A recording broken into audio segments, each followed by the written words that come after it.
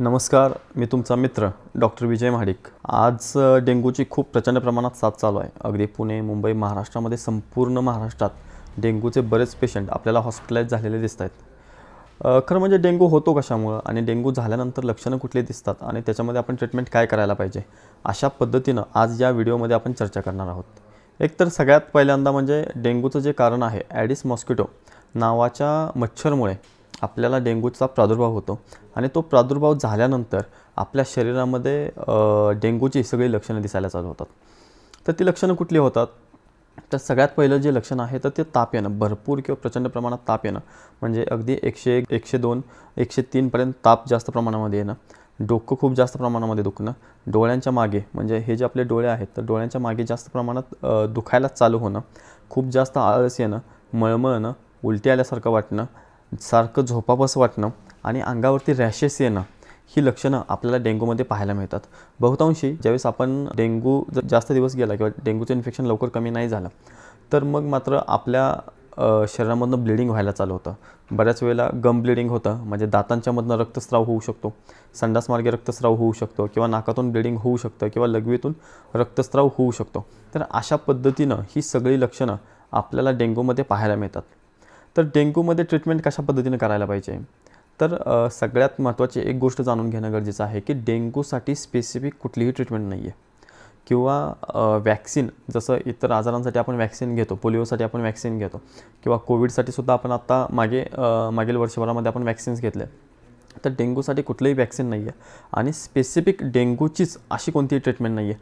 पण तुम्हाला डेंग्यू झाल्यानंतर सगळ्यात पहिल्यांदा तुम्ही तुमच्या जवळच्या डॉक्टरांना कन्सल्ट करणं खूप गरजेचं आहे, कारण डेंग्यूची लक्षणं जर वाढत गेली तर आपल्या जीवावरती बेतू शकतं। इतक्या जास्त प्रमाणात आपल्याला याचा त्रास होऊ शकतो। समजा जर डेंग्यू झाला असेल तर आपण सुरुवातीला हे बघू की ट्रीटमेंट आपण काय घेऊ शकतो। तर पहिली गोष्ट म्हणजे जवळच्या डॉक्टरांना दाखवायला हवं। डेंग्यूमध्ये तापामुळे डिहायड्रेशन शरीरामध्ये होत असतं आणि त्यामुळे शरीरातलं पाणी मेंटेन करणं गरजेचं असतं। त्यामुळे आय व्हीद्वारे, सलाईनद्वारे किंवा पाणी पिल्याद्वारे जर आपण ते पाणी शरीरातलं किंवा लिक्विड मेंटेन करणं खूप गरजेचं आहे। दुसरी गोष्ट, ज्यावेळेस आपण ट्रीटमेंट घेत असतो, जी लक्षणं दिसतात, म्हणजे ताप असेल तर तापाची औषधं, अँटीबायोटिक्स किंवा सर्दी खोकला जर असेल तर त्यानुसार लक्षणानुरूप ट्रीटमेंट करणं खूप गरजेचं आहे।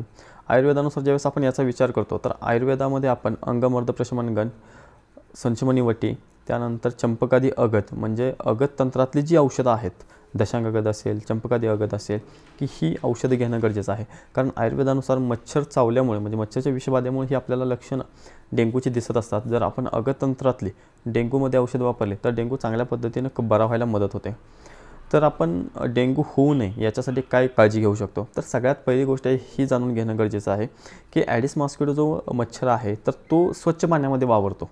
म्हणजे आपण काय करतो की तो नाल्यामुळे डेंग्यूचा मच्छर तयार झाला का? तर बिलकुल तसं नाही आहे। घाणीच्या पाण्यामध्ये शक्यतो ॲडिस मॉस्किटो वाढत नाही किंवा डेंग्यूचा मच्छर वाढत नाही।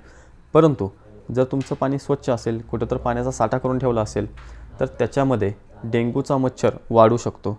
तर हे पाणी कुठं साठतं? कुंड्यांच्यामध्ये साठू शकतं, एखादा बूट असेल त्याच्यामध्ये साठू शकतं, तुम्ही जर बादल्या वगैरे ठेवला असेल तर त्याच्यामध्ये साठू शकतो, टायराच्या साईडला जे पाणी जमा होतं पावसाचं त्याच्यामध्ये साठू शकतं, एखादा खड्डा असेल, डबरं असेल तर त्याच्यामध्ये सुद्धा पाणी साठून त्या ठिकाणी मच्छर तयार होऊ शकतात।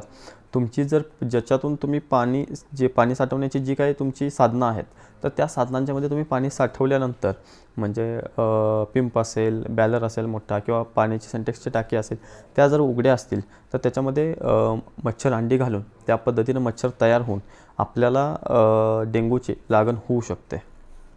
तर ही झाली की कशामुळे डेंग्यू होऊ शकतो किंवा त्याची ट्रीटमेंट काय करायला हवी किंवा लक्षणं काय दिसतात।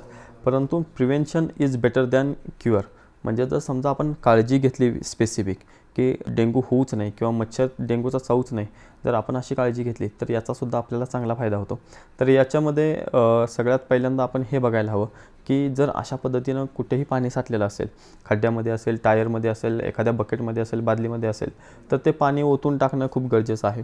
पाण्यामध्ये पोटॅशियम किंवा बऱ्याच वेळेला जर रॉकेल टाकलं तर डेंग्यूचे मच्छर पाण्यामधले मरून जातात किंवा ज्या आळ्या असतात मच्छरांच्या तर त्यासुद्धा आळ्या त्या ठिकाणी मरून जातात. असं जर पाणी साठलं असेल तर ते पाणी पहिल्यांदा पाण्याचा निचरा करणं खूप गरजेचं आहे. त्यासोबतच आपल्या घरात मच्छर येऊ नये त्यासाठी मच्छर जाणारी ज्या काही अगरबत्ती, धूप असतात तर त्या लावणं गरजेचं आहे. संध्याकाळच्या वेळेत धूर करणं गरजेचं आहे की जेणेकरून धूप लावल्यानंतर, धूर केल्यानंतर जे काही मच्छर आहेत तर ते मच्छर आतमध्ये प्रवेश करणार नाहीत आणि आपल्याला डेंग्यूची लागण होणार नाही.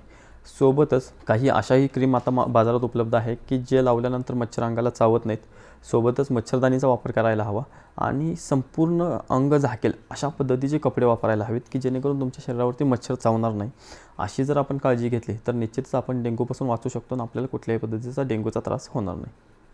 धन्यवाद.